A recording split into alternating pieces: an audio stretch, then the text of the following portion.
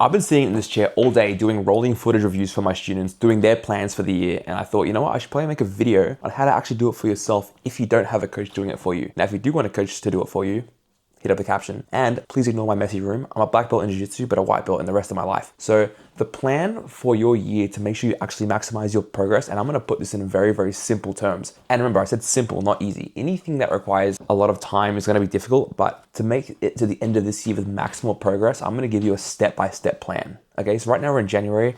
You can start this any month, honestly. It doesn't matter if it's the new year or not, but people love the whole new year, new me thing, so whatever. From the beginning of this year to the end of this year, you obviously have goals in mind that you want to achieve, whether it's get better at particular positions, whether it's exert yourself less at training and get better results, or it's to win competitions and become world champion. I know my goal this year is to go compete overseas and beat some of the best people in the world, and I'm going to be following this exact plan. And you could probably follow this as well, no matter who you are. So the first step to this plan is pick something. It sounds stupid and it sounds easy, but you'd be surprised how hard it is for someone to stick to one thing. And you probably experience this. You probably jump around to various techniques. Stop jumping around. Stop wasting your time. Pick one thing to work on. And I'm going to give the example of mount escapes. Why do I give that example? Because it's the most common thing that comes up, especially at a lower level, getting mounted and getting smothered. It makes you more efficient and it teaches you conceptually how to train jiu-jitsu, and it gives you better control of yourself under pressure. Being mounted is obviously the most uncomfortable pin in all of jiu-jitsu, and you get comfortable there, you're going to be comfortable everywhere. So I'm going to give that example. You go to your training session, let's say it's the beginning of January, and you do a mount positional round where you start on bottom and you see it in its full glory, getting smothered, getting smashed, trying to escape. You can film the round. That would be maximal. And if you had a coach that could watch that round, and if you want a coach to watch your rounds, you can hit up my school community in the caption and I'll do it for you. That's a great way to do it. But let's say you just have your mount round. You get through the round, you make so many mistakes, so many errors. You know what went wrong and what went right. Why pick one position? Because jiu-jitsu is such a plethora of positions that you're never going to be able to get all of the reps you need. And seeing and skimming over positions, it's just like playing chess. If you just played a million chess games, you're never going to get good. You need to hone in on like an opening. Same thing. Once you've done your mount rounds, you need to go and visit a resource on mount, whether it's John Danaher or Gordon Ryan's mount escapes, whether it's just watching on YouTube how to escape mount. I have videos on how to escape mount. You watch that video and you see the things that they speak about and you try to learn conceptually. What are they saying in the video? Okay, they're explaining inside elbow positioning, using your inside forehead position, bridging out to the left, getting their foot out wide for an elbow escape. You're going to have so many moments where you're like, oh my God, that's amazing, because you just trained that session and you just made those mistakes. It's sort of the inverse of what people think. A lot of the time, people will watch an instructional, try and gather some information and then go to training. What I want you to do is go to training and make those mistakes first. Make those mistakes first so that when you watch the video, you're like, oh yeah, of course. That makes so much sense. Now you're going to go to training and those mistakes are going to be so profound to you, because remember, the things that stick the most are the ones that make you go, whoa.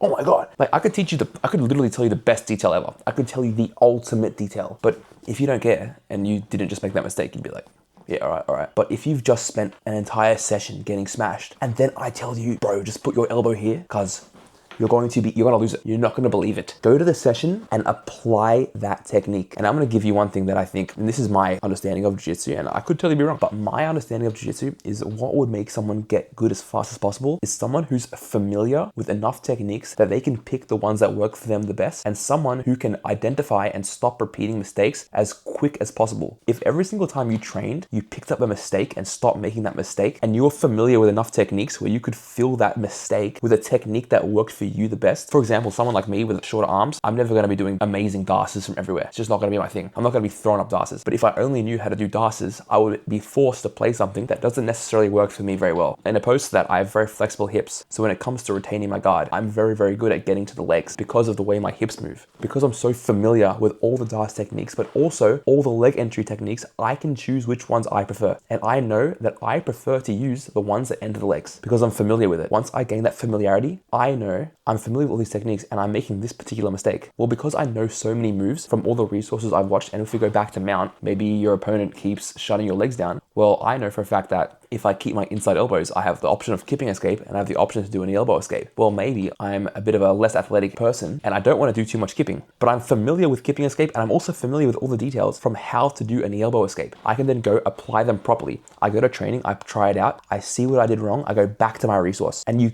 make sure you focus on this one position and don't change what position it is. A bit of rambling there, but that's the goal. Go to training, figure out the position, and go and watch the resource. Once you've done that and you stick to one position for a while, you want to grade your session. Okay, how did I do today? What did I do right and what did I do wrong? Make sure you write down one mistake from every session. Can you do that? Do you have the simplicity and the mindset to write down one mistake per session? You'd never ever want to get out of your session and not remember one mistake, because that means that session was freaking useless, because now you're not going to be able to repair that mistake next time. And the reason why I call this title How to Maximize Progress in 2026 is because in 2026 we have unlimited resources. So that, let's say for example, you spent 2-3 weeks on mount, you would then move on to your next topic. What would I recommend? Maybe side control escape, maybe back escapes, retaining your guard, learning from the bottom up, because getting better at defending yourself means that you're going to spend less time defending yourself in reality. Just because you're avoiding these topics doesn't mean they don't come up. In a competition, you want to be confident that when someone gets to mount or side control or your back, you're not going to get submitted. And the way to do that is to see that position more than them. The ultimate way to maximize your progress is to see positions more than somebody else. We all have the same amount of time. So if someone started training before you, that's it.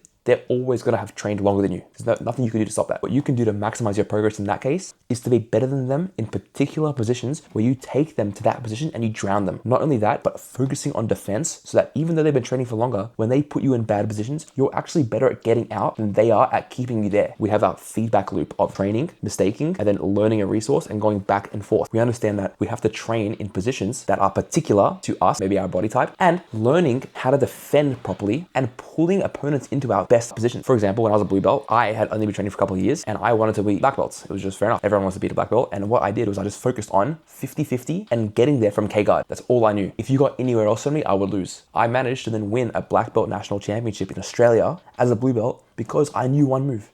And knowing that one move gave me enough confidence to go in there knowing, okay, well, I could lose, but I know for a fact if I get to that good position, I will win. And it's that simple. You want to maximize your progress? Get freaking good in one area. Now, when I say get good in one area, this is what I mean. When it comes to your attacks, make sure your attacks are just very specific. For example, I want to get really good at K-guard to leg locks and inside heel hooks. That's specific, right? And then make all of your avenues, all of your attacks get there. All of your escapes. I escape the back, boom, I go straight to the legs. I escape mount, straight to the legs. I escape side control, straight to the legs. I pull my opponent in, I create a dilemma, upper body, he pulls away, straight to the legs. When it comes to defending, you need to be able to defend everything comfortably. So familiarize yourself with every single escape and pick the ones that work the best for you. For me, keeping escape, turning escape, knee elbow escape, these are just amazing for me. I use them every single time I'm in a bad pin. That's what you want to be able to do. If you can escape every single pin happily, and you can suck your opponent into your A game no matter what they do, you're going to win. So when you structure your training, make sure that your defense, there's a breadth, so much understanding of defense. But when it comes to attacking your opponent, make sure you're good at a couple things, just a couple things, and keep an open mind. In 2026, we have unlimited resources. Like I said, you can learn from anywhere. You can learn from my YouTube videos, anyone's YouTube videos. You can buy someone's Patreon. Keep an open mind and learn from everything. And then from there, you decide what works for you and what doesn't. But your goal is to familiarize yourself with everything. In terms of your year plan, how would I structure this? Always have something where you're working on your defense. Usually for me, that's positional rounds. I'm always doing a positional round from bottom turtle, bottom mount, and attack. I always focus on one thing. For example, right now I'm working on getting to cross ashi from a half butterfly guard, and when they pull their knee out, inside spinning and still getting there. Still getting to cross ashi. Because that's my good spot. The saddle or cross ashi is my favorite leg locking position. I'm going to get there. So every session I work on that one position, and I always work on my defense. Because if I can always defend, no matter how much someone pushes their pace on me, puts me in bottom turtle, puts me in bottom mount, takes my back, I can defend it. And once I defend that, always being able to suck them into my best attacks. Make sure you write this down and make sure you actually write in the process. Remember, I said it's simple, not easy. This is not easy. It's simple. It's different. You have to be consistent. Anything that's worth your time is going to be difficult. And anything that gives you better results is going to be somewhat difficult in a way. But it's always going to be simple. You don't have to overcomplicate things. Work on your defense, work on your attack, and make sure you have that feedback loop constantly. If this video is helpful, please subscribe. I'm posting some heat all the time. And if you want me to help you with your plan for the year, do one-on-one coaching, take a look at your matches and rolling footage, hit up my caption, and we can work together.